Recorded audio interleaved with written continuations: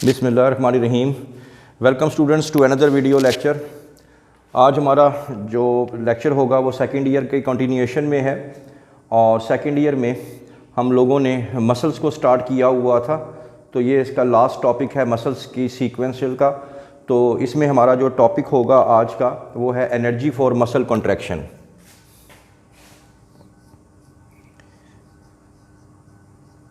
Energy for muscle contraction. तो बुनियादी तौर पे यहाँ पे आप लोगों ने इस टॉपिक में सिर्फ ये बताना है कि मसल की कॉन्ट्रैक्शन के लिए जो एटीपी है या जो एनर्जी है वो कहाँ से आती है। ठीक है, तो इसमें आप सबको मालूम है कि एनर्जी जो है वो मसल कॉन्ट्रैक्शन के लिए फॉर मसल कॉन्ट्रैक्शन, जब हम लोगों ने मसल को कॉन्ट्रैक्शन करनी होती है, कॉन्ट्रैक्ट करना होता है, तो मेजर सोर्स ऑफ जो एनर्जी है वो क्या है, वो है एटीपी। तो एटीपी जो है वही हम लोगों को एनर्जी जो है वो प्रोवाइड करता है। अब सवाल पैदा ये होता है कि ये एटीपी हमारी बॉडी में कैसे आती है। सब लोगों को प्रीवियस फर्स्ट ईयर याद होगा कि ग्लूकोज जो है, ग्लूकोज को हम लोग सेल के अंदर इसकी एरोबिक ब्रेकडाउन करते हैं, यानी in the presence of oxygen. ठीक है, एरोबिक ब्रेकडाउन करते हैं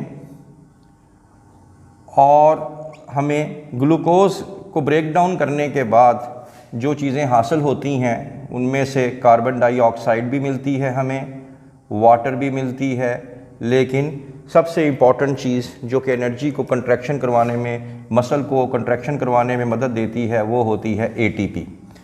तो पहला तो आपकी हेडिंग बन गई कि फ्रॉम ग्लूकोज। ठीक है, तो ग्लूकोज की एरोबिक ब्रेक डाउन करने से हमें एटीपी मिलती है। फिर आप लोगों ने ये बताना है कि मसल सेल के अंदर ग्लूकोज कहाँ से आती है, तो फिर पूरा सीक्वेंस आप ये बताएंगे। आपको शुरू में बताया था हमारे पास स्टोर्ड ग्लाइकोजिन होती है मसल सेल के अंदर। फिर इस ग्लाइकोजिन की हम लोग क्या करते हैं, हाइड्रोलिसिस करते हैं, जिसकी वजह से ग्लाइकोजिन के टूटने से हमें क्या चीज़ मिलती है, ग्लूकोज। और फिर वही वाली बात कि ये जो ग्लूकोज है, ये ग्लूकोज जो है हम लोगों को, उसको फिर हम लोग एरोबिक उसकी ब्रेक डाउन करते हैं और हमें कार्बन डाइऑक्साइड और ऑक्सीवाटर और साथ में हमें एटीपी जो है वो मिल जाती है। तो पहली हेडिंग तो हो गई ग्लाइकोजिन। तो glycogen will be converted into glucose and glucose will be converted into ATP, और उसी से ही हम लोगों को एनर्जी मिल जाएगी। नंबर 2 पे आप लोग एक और हेडिंग बनाएंगे, उसका नाम है क्रिएटिन फॉस्फेट। क्रिएटिन फॉस्फेट ये आपके मसल सेल के अंदर एक और एनर्जी स्टोर्ड सब्सटेंस है। ठीक है, एनर्जी स्टोरिंग कंपाउंड है। तो अगर आपकी एक्सरसाइज ज़्यादा है, अगर आपकी मसल्स की इस टाइम मेटाबॉलिज्म ज़्यादा है और मेटाबॉलिज्म के दौरान ये वाली ग्लूकोज जो है ये मुकम्मल तौर पे एनर्जी प्रोवाइड नहीं कर रही, तो फिर दूसरा जो सोर्स हमारे पास ड्यूरिंग हाई मेटाबॉलिक एक्टिविटी हमारे पास क्रिएटिन फॉस्फेट जो है वो हमें एनर्जी प्रोवाइड करता है। ये कैसे एनर्जी प्रोवाइड करता है, ये हमारा जो आपको याद होगा कि एटीपी जो है जब हम इस्तेमाल कर लेते हैं तो वो कन्वर्ट हो जाता है किस में, एडीपी प्लस फॉस्फेट में। ऐसे ही है। तो दोबारा से इसको बैटरी को रिचार्ज करने के लिए कौन आता है, क्रिएटिन फॉस्फेट। और क्रिएटिन फॉस्फेट दोबारा से हमें क्या बना के दे देता है, क्रिएटिन फॉस्फेट। क्रिएटिन फॉस्फेट हमें दोबारा से एटीपी को रीजनरेट यानी हमारी बैटरी को रिचार्ज कर देता है, ताकि हमें दोबारा से क्या चीज़ मिल जाए, एनर्जी मिल जाए। यानी एटीपी जो एडीपी और फॉस्फेट में कन्वर्ट होकर हमें एनर्जी देगा, वो फिर दोबारा से हम क्रिएटिन फॉस्फेट की मदद से उसको किस में, ताकि नॉन स्टॉपेबल हमें एनर्जी जो है वो मिलती रहे। और ये इस तरीके से ये आप लोगों ने इसमें बता देना है। अगर फिर भी ये जो सोर्स है ये भी अगर ख़त्म हो जाता है और ये भी फुलफ़िल नहीं करता, बहुत ज़्यादा आप जॉगिंग कर रहे हैं, बहुत ज़्यादा आप एक्सटर्नल एक्सरसाइज कर रहे हैं, तो फिर आखिरी हरबा ये रह जाता है, आखिरी हरबा एनर्जी हासिल करने का, क्योंकि मसल को एनर्जी नहीं रोकनी, वो है फिर anaerobic breakdown, anaerobic breakdown of glucose. तो फिर आखिरी हरबा जो कि अच्छा नहीं समझा जाता, फिर हमारे पास इसके अलावा कोई भी और हरबा नहीं रह जाएगा। इसमें फिर हम लोग क्या करते हैं, इसमें ग्लूकोज की हम लोग एनएरोबिक रेस्पिरेशन, एनएरोबिक यानी in the absence of oxygen, तो हमें कुछ मिकदार में, उतनी तो एटीपी नहीं मिलती तो है, लेकिन साथ में हमें एक बहुत ही नापसंदीदा चीज़ भी मिल जाती है, लैक्टिक एसिड्स। और लैक्टिक एसिड अगर मसल में प्रोड्यूस होना शुरू हो जाए तो फिर मसल फटीक हो जाएगा, मसल के अंदर दर्द और तकलीफ़, और मसल जो है उसको आप सही तरीके से कॉन्ट्रैक्ट भी नहीं कर पाएंगे। तो यही वजह होती है कि जिस दिन हम बहुत ज़्यादा एक्सरसाइज कर लेते हैं या बहुत ज़्यादा हम लोग भाग लेते हैं, रनिंग कर लेते हैं, तो अगले दिन हमारी बॉडी में, हमारे मसल्स में शदीद दर्द हो रहा होता है। उसकी वजह लैक्टिक एसिड प्रोडक्शन की वजह से होता है, क्योंकि एनर्जी तो देनी थी तो दे दी हमने। अब इस लैक्टिक एसिड को ख़त्म कैसे किया जाता है? इस लैक्टिक एसिड को ख़त्म हमारी बॉडी ऑटोमेटिकली करती है। वो कैसे करती है कि एट रेस्ट जब आप फिर आराम करते हैं तो फिर हम लोग इस लैक्टिक एसिड तकरीबन कितना 1/5, 5वां हिस्सा लैक्टिक एसिड का, उसकी हम लोग एरोबिक ब्रेक डाउन करते हैं। फिर हम लैक्टिक एसिड को तोड़ना शुरू कर देते हैं और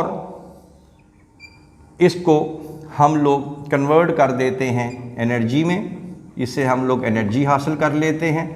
फिर इस एनर्जी से क्या करते हैं, इस एनर्जी से जो बाकी रिमेनिंग 4/5, क्योंकि 1/5 को तो आपने एरोबिक तोड़ के उससे एनर्जी हासिल कर ली, तो जो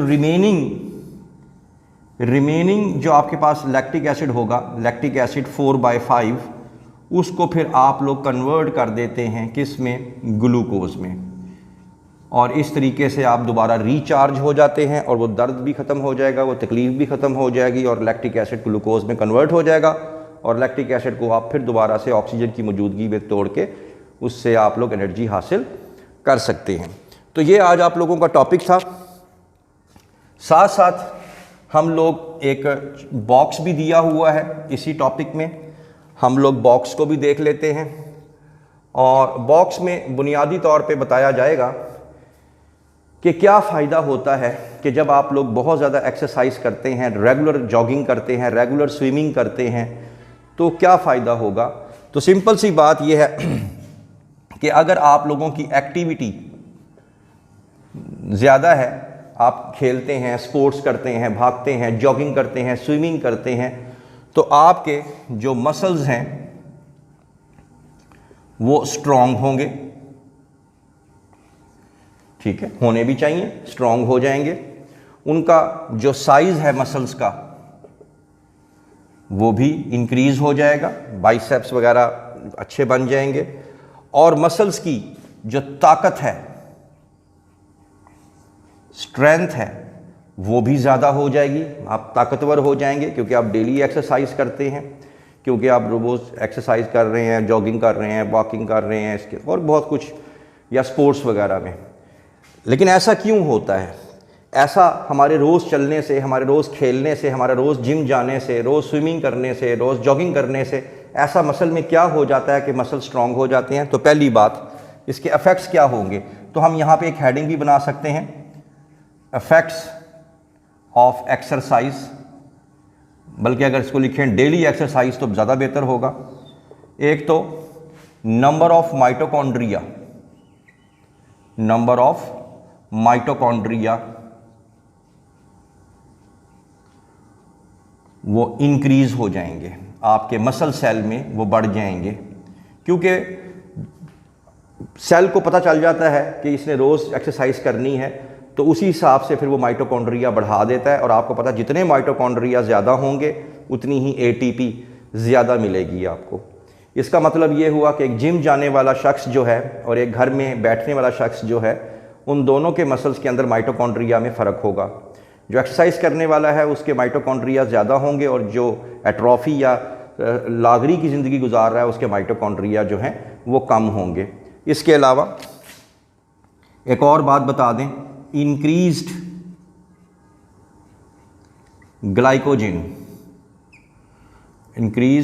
ग्लाइकोजन, तो जो लोग डेली एक्सरसाइज करते हैं उनका ग्लाइकोजन भी ज़्यादा हो जाता है। और अभी मैंने आपको बताया कि ग्लाइकोजन जितना ज़्यादा स्टोर कर लेंगे उतना ही वो ग्लूकोज में कन्वर्ट हो जाएगा और उतना ही उसे एनर्जी हासिल हो जाएगी। तो जो शख्स एक्सरसाइज नहीं करता उसमें ग्लाइकोजन की स्टोरेज भी कम होगी, लिहाजा एनर्जी भी कम होगी। फिर इसके अलावा आप ये बता दें कि increase blood capillaries, increased blood capillaries, जितना कोई शख्स ज़्यादा एक्सरसाइज करेगा, डेली एक्सरसाइज करेगा, उसके मसल्स के अंदर ब्लड कैपिलरीज की मिकदार बढ़ जाएगी। अब आप पूछेंगे जी इसका क्या फ़ायदा? देखें, ब्लड कैपिलरीज ज़्यादा होंगी, ज़्यादा ग्लूकोज आएगी, ज़्यादा ऑक्सीजन आएगी, ज़्यादा न्यूट्रिएंट्स आएंगे, फूड आएगी, तो मसल उतना ही स्ट्रॉन्ग होगा। और जो शख्स कम एक्सरसाइज करेगा उसके अंदर ब्लड कैपिलरीज उतनी ज़्यादा नहीं होगी। और ये तमाम चीज़ें जो हैं, increase number of mitochondria, increase glycogen, increased blood capillaries, ये फिर मसल को क्या कर देती हैं? रेजिस्टेंट टू फटीग कर देती हैं, रेजिस्टेंट टू फटीग, यानी फिर उसके जिस्म में उस मिकदार में लैक्टिक एसिड प्रोड्यूस नहीं होगा जिस मिकदार में एक आम शख्स जो कभी भी एक्सरसाइज नहीं करता, तो जिस दिन वो एक्सरसाइज करेगा उसके बॉडी में दर्द शुरू हो जाएगा क्योंकि लैक्टिक एसिड प्रोड्यूस होना शुरू हो जाएगा। लेकिन जो लोग एक्सरसाइज करते हैं उनके पास माइटोकॉन्ड्रिया ज़्यादा होगा, उनके पास ग्लाइकोजन ज़्यादा होगा, ब्लड कैपिलरीज, ऑक्सीजन, हर चीज़ ज़्यादा होगी। तो फिर इस लिहाज से जो है उसका मसल जो फटीग से वो रेजिस्टेंट हो जाएगा।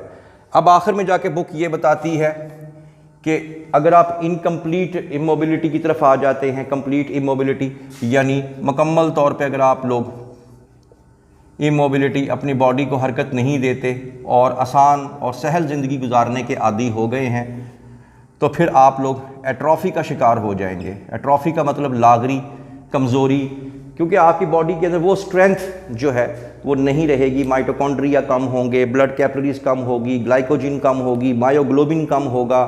तो ये तमाम चीज़ें जो हैं आपकी मसल्स को क्या कर देंगी? वीक कर देंगी। तो यहाँ पे आपका टॉपिक आज का ख़त्म हो गया है। I hope that you have understood the lecture today. कोई भी क्वेश्चन हो वो आप लोगों ने उसका कमेंट सेक्शन में जाके पूछ लेना है। अक्सर बच्चे जो हैं वो वीडियोस तो माशाल्लाह देख रहे हैं, लेकिन कोई क्वेश्चंस उनकी तरफ से बहुत कम आ रहे हैं, तो उसकी तरफ ज़रा थोड़ी तवज्जो ज़्यादा दें। तो किसी किस्म का क्वेश्चन हो तो आपने कमेंट सेक्शन में जाके पूछ लेना है। For more interesting videos please stay connected with us. Thank you very much.